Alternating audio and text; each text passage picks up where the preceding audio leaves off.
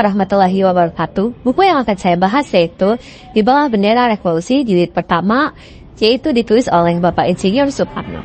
Buku ini berisikan tentang pidato-pidato serta pemikiran-pemikiran beliau tentang perjuangan kemerdekaan Indonesia. Buku ini diterbitkan oleh Banana Books, diterbitkan di Jakarta pada tahun 2016. Buku tersebut memiliki beberapa bagian, yaitu di bagian pertama Soekarno menuliskan bahwa nasionalisme, Islamisme, dan Marxisme seharusnya tidak memiliki ideologi yang saling bertentangan, melainkan dapat saling melengkapi. Ia melihat bahwa perpecahan di antara kelompok-kelompok ini hanya akan menguntungkan penjajahan yang seharusnya menggunakan politik pecah belah untuk melemahkan gerakan rakyat. Oleh karena itu, ia menyerukan persatuan nasional agar perjuangan kemerdekaan dapat berjalan lebih efektif dan tidak terhambat oleh konflik internal. Gagasan Soekarno dalam bab tersebut menjadi dasar pemikirannya di kemudian hari, termasuk ketika ia merumuskan konsep Nasafom. Nasafom yaitu nasionalisme, agama, dan komunisme. Sebagai strategi politik di era kemerdekaan, ia percaya bahwa dengan menyatukan ketiga kekuatan ini, Indonesia dapat membangun negara yang kuat, mandiri, dan terbebas dari dominasi asing. Bagian kedua yaitu memiliki 19 judul.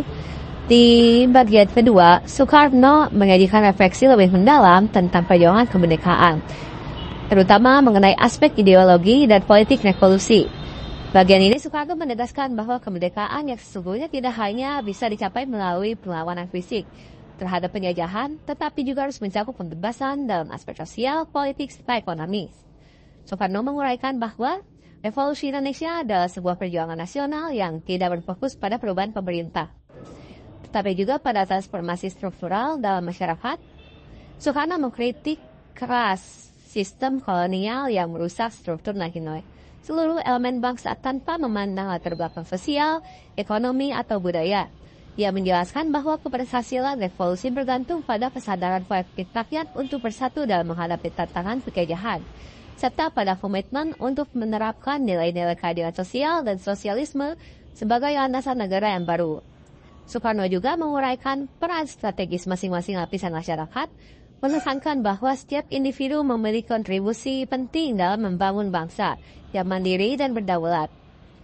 Melalui pidato yang retorikanya menginspirasi semangat revolusioner dengan menekankan bahwa perjuangan kemerdekaan harus diiringi oleh upaya menciptakan masyarakat yang egaliter, di mana setiap warga memiliki hak dan kewajiban yang sama, tetapi juga menyajikan visi jangka panjang tentang pembentukan tatanan sosial yang adil, menyatukan semangat patriotisme dan cita-cita pembangunan nasional yang berkelanjutan.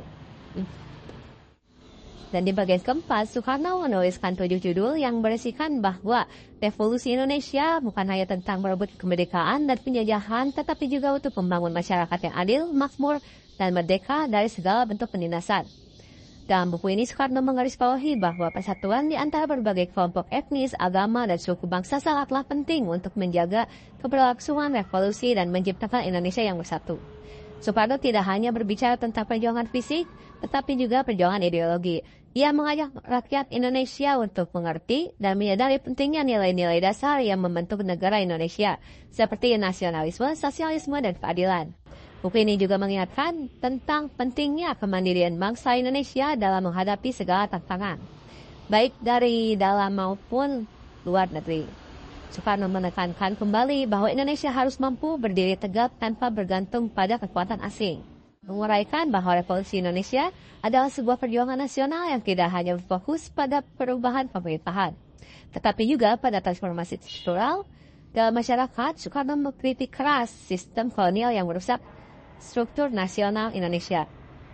Ia menekankan pentingnya nasionalisme yang berpihak pada rakyat banyak, bukan sekadar pada elit politik. Solidaritas antar sesama bangsa yang terlindas pada perlunya pembentukan negara baru yang merdeka serta berdaulat juga menjadi poin utama. Soekarno percaya bahwa revolusi yang sedang berlangsung harus menegaskan keberpihakan pada rakyat miskin, buruh, dan petani yang selama ini menjadi korban sistem kolonial dan kapitalisme. Secara keseluruhan, bagian kedua ini menegaskan bahwa perjuangan kemerdekaan harus dilanjut dengan pembangunan bangsa yang berpihak pada keadilan sosial dan kesejahteraan rakyat. Saya berpihak pada keadilan sosial serta mengajak untuk terus memperjuangkan semangat revolusi dalam membentuk yang bagian lebih luas, tidak hanya terbatas pada kebebasan politik, tetapi juga perubahan dalam tatanan sosial dan ekonomi.